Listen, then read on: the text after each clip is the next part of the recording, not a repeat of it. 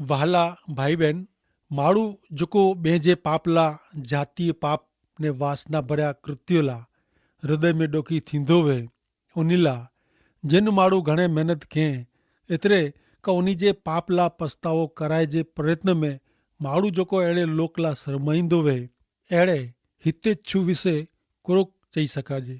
ચોક્કસ આભાર જ પ્રગટ થઈ ગયો ખપે अहिड़े हितेच्छू ला प्रेरित पाउल कोरिन्थ जे लोक जो अहिड़ो हितेच्छू हो पण कोरिन्थ जा विश्वासी लोक प्रेरित पाउल ला आभार मने जी ॻाल्हि बाजू ते रही पण शंका रजू कईं था, वहमाईं था।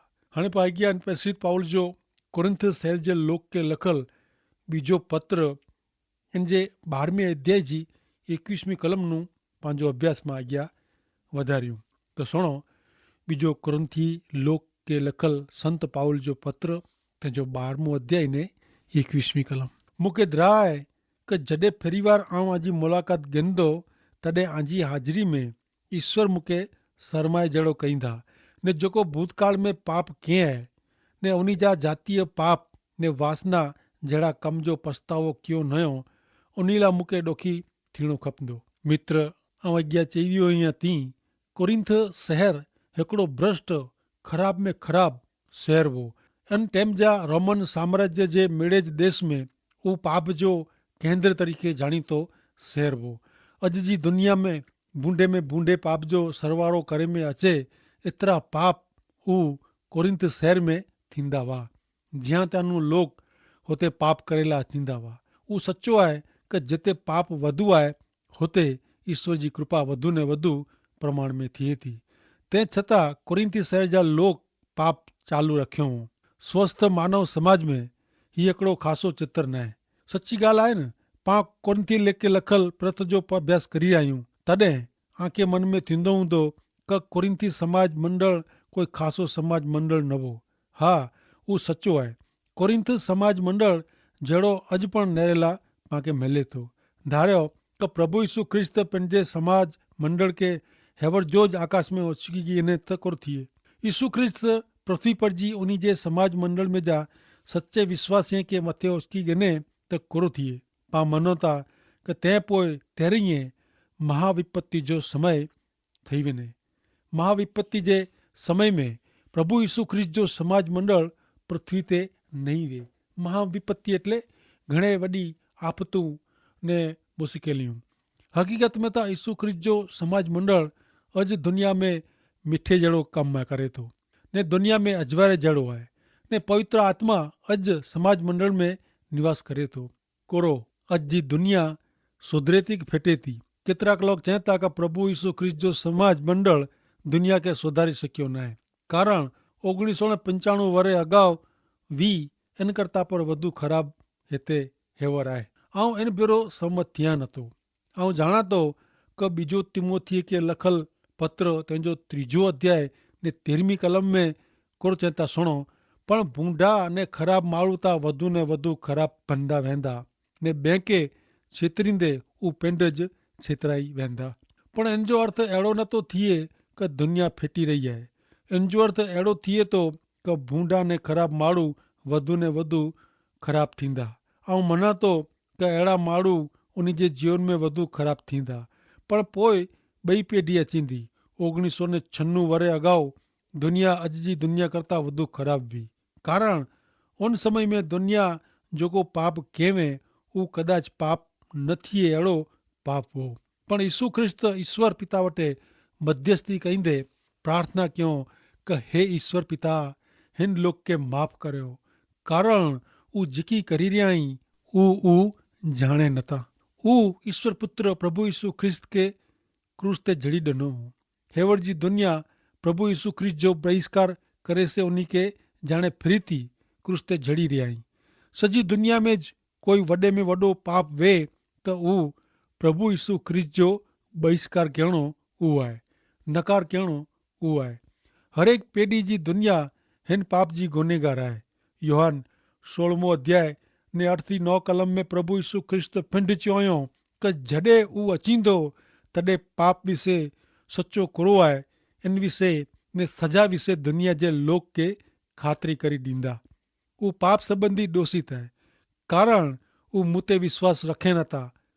पाप घणे खतरनाक है, पण प्रभु यीशु ख्रिस्त जो नकार करणो, बहिष्कार करणो उता अति खतरनाक पाप है।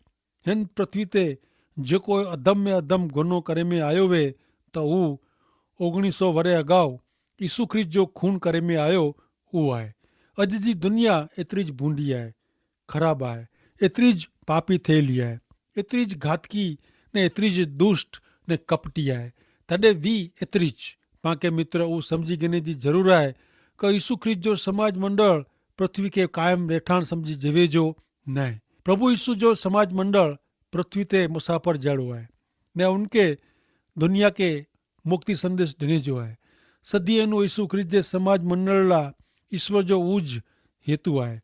यीशु ख्रिस्त जो समाज मंडल एतरे अड़े लोग जो समूह जो ईश्वर में पवित्र बनी रहे, ईश्वर ला जीवे। समाज मंडल पंहिंजी मेजोमेज जी समस्या में अटवायली रहती।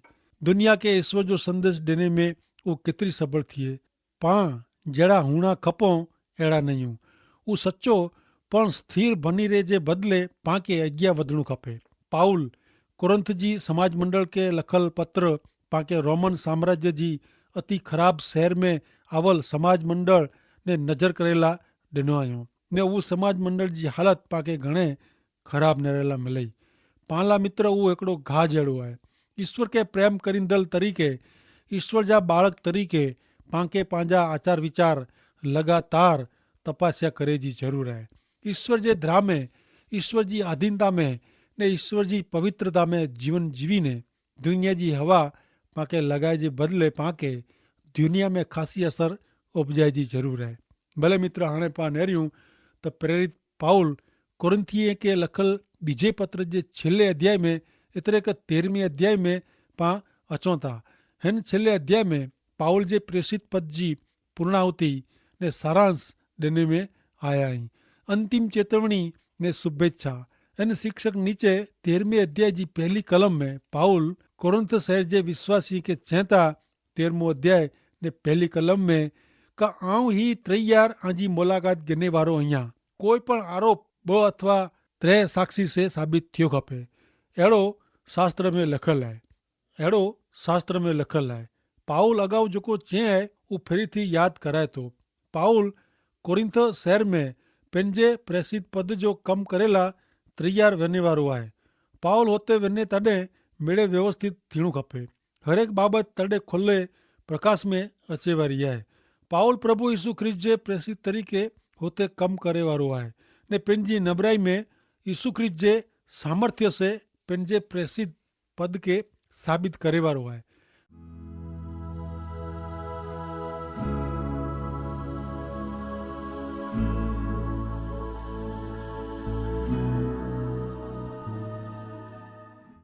बई कलम में पाउल चहता 13वें अध्याय जी बई कलम में का भूतकाल में जो पाप केवे उन्हीं के ने बाकी जे बे के आऊं चेतवनी दियां तो।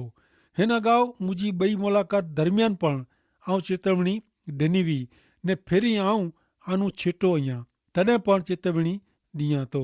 फेरी वार जॾहिं अचींदो तॾहिं शिक्षा में जा कोई बची सघंदो न।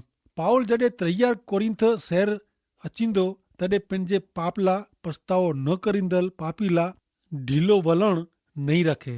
वो उन्हीं साथे कड़क वलण रखंदो। पहली बाबत पाउल उन्हीं वटा जवाब मंगदो ने जाहिर में उन्हीं के वर्तन में उतारी वजंदो। बई बाबत पाउल समाज मंडल सामे उन्हीं के उभा करीने उन्हीं ते समाज मंडल जी शिस्त विराईंदो। त्रई बाबत उन्हीं के समाज मंडल बारा रखंदो।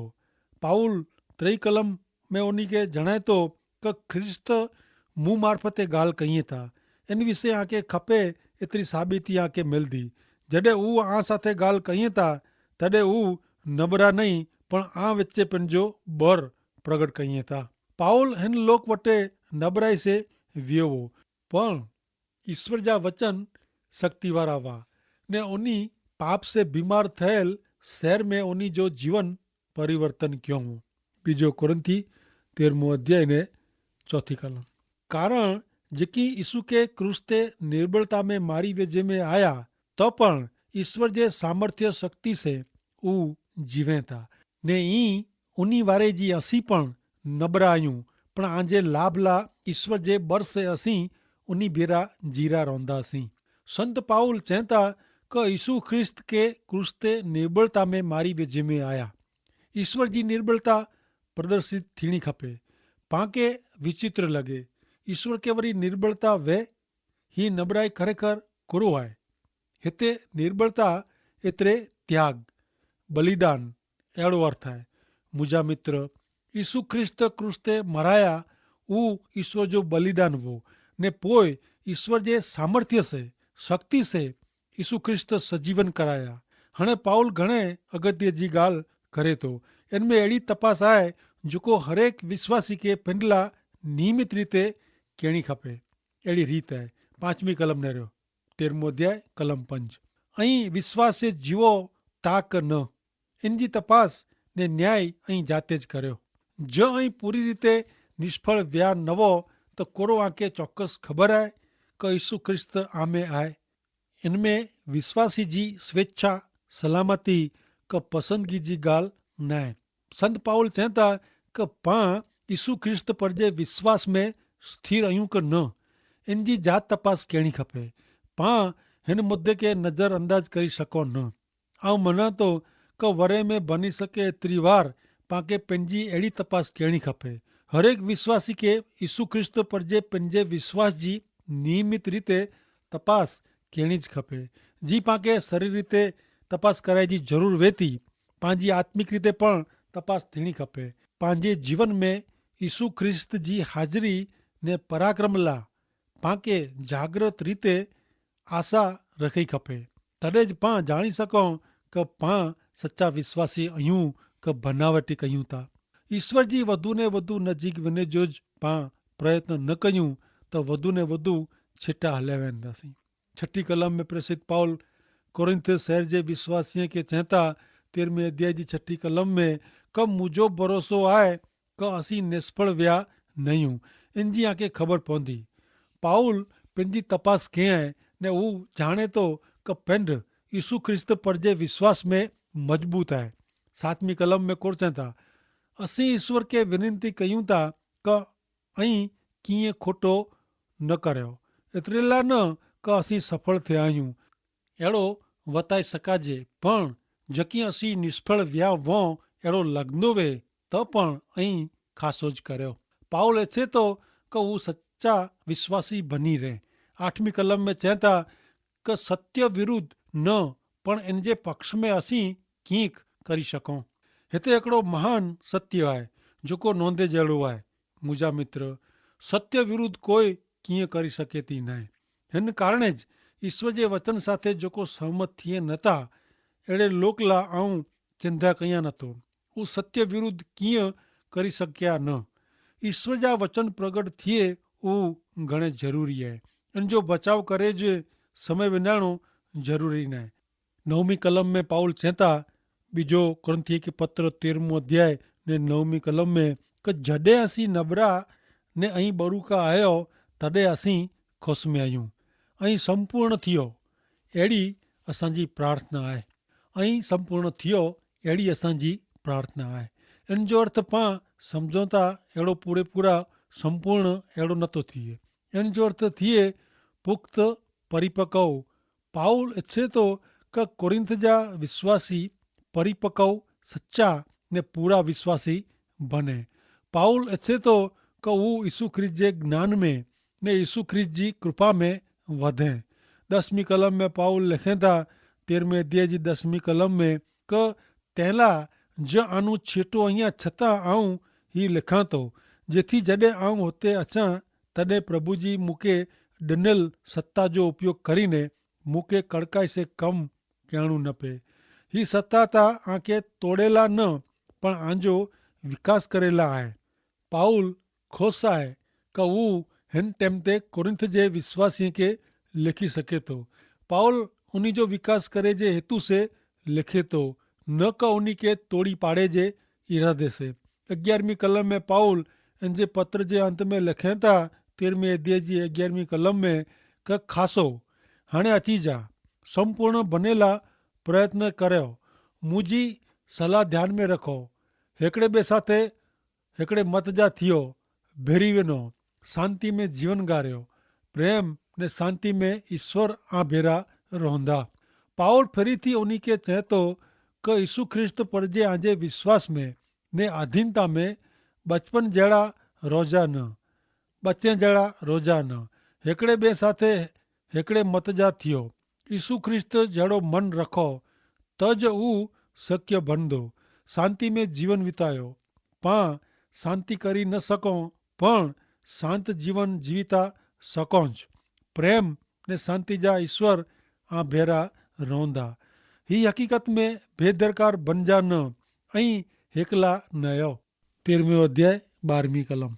भाईचारे जी निशानी तरीके चुंबन से हिकिड़े ॿिए खे शुभेच्छा पाठवी जा। ईश्वर जा मिड़े लोग आंखे शुभेच्छा पाठवीए था। विश्वासी विश्वासी वच्चे भाईचारो वधे इन जी केतिरी ज़रूर आहे। हिकिड़ा ज यीशु ख्रिस्त जे नां से ओळखाईंदल विश्वासीअ खे यीशु ख्रिस्त यूहन 15 अध्याय ने 17वीं कलम में चयो का आऊं आके आज्ञा ॾियां थो का हिकिड़े ॿिए ते प्रेम रखो। हिन ज अध्याय जी 12वीं कलम में प्रभु यीशु ख्रिस्त चयो कि यूहन 15 अध्याय ने 12वीं कलम में कि मुंहिंजी आज्ञा त हीअ आहे कि जीअं आऊं आते प्रेम रखियो तीअं ई हिकिड़े ॿिए ते प्रेम रखो। भले हाणे प्रसिद्ध संत पाउल कुरिन्थी लोक खे लखल ॿिजे पत्र जे छिले अध्याय जी छिली 2 कलम एतिरे कि 13वीं ने 14वीं कलम पां सुणंदासीं। बीजो कुरिन्थीअ खे पत्र तेजो 13मों अध्याय ने 13वीं ने 14वीं कलम। पंहिंजे प्रभु यीशु ख्रिस्त जी कृपा, ईश्वर पिता जो प्रेम ने पवित्र आत्मा जी संगत आ मिणी भेगी रहो।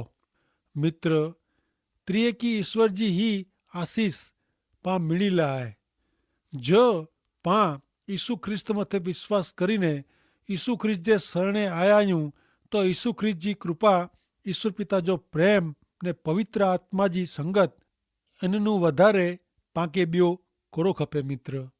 आमीन।